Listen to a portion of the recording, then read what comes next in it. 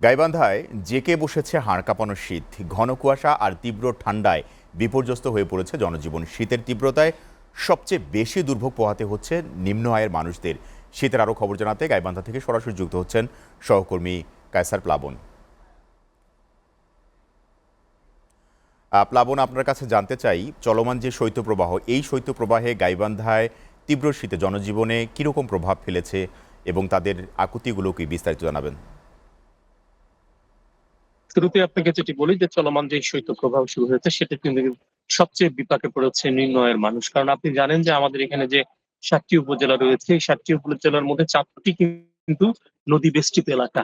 ফলে এখানকার যে চর এবং দ্বীপচর রয়েছে, এখানকার মানুষের একমাত্র পেশায় কিন্তু আহ ফসল চাষ করা এবং অন্যটি হলো যে আসলে মৎস্য চাষ। তারা কিন্তু শীতের কারণে ঘর থেকে বের হতে পারছে না। ফলে তারা তাদের যে প্রতিদিনের যে কর্ম সেটি কিন্তু করতে পারছে না। ফলে মানবেতর কিন্তু জীবনযাপন করছে। অন্যদিকে আমরা প্রতি বছর যেটি দেখি যে সরকারিভাবে বা বেসরকারিভাবে এই শীতার্ত মানুষের পাশে যে তৎপরতা, সেটি কিন্তু আমরা খুব একটা লক্ষ্য করতে পারিনি। কারণ আমরা দেখেছি যে শীত আসলে বিভিন্ন সরকারি কর্মকর্তারা এই শীতার্ত মানুষের পাশে গিয়ে দাঁড়ায় এবং সরকারের পক্ষ থেকে বিভিন্ন শীতবস্ত্র বিতরণ করা হয়।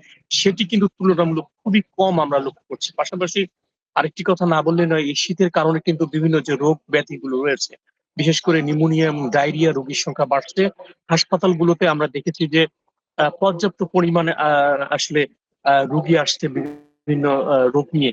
আর ঔষধও খুব একটা মিলছে না। কারণ হাসপাতালে সরকারিভাবে এইসব রোগীর জন্য পর্যাপ্ত ঔষধ নেই। ফলে বাইরে থেকে কিন্তু চিকিৎসা নিতে হচ্ছে। অন্যদিকে শীতার্ত মানুষের জন্য যে গরম পোশাকের যে দোকানগুলো রয়েছে সেগুলো কিন্তু অনেক দাম নিচ্ছে। ফলে যারা নিম্ন আয়ের মানুষ রয়েছে এবং দিনমজুর যারা রয়েছে তারা কিন্তু খুবই কষ্টে দিন যাপন করছে। তো এই ছিল আসলে গাইবান্ধা থেকে শীত নিয়ে সবশেষ খবর।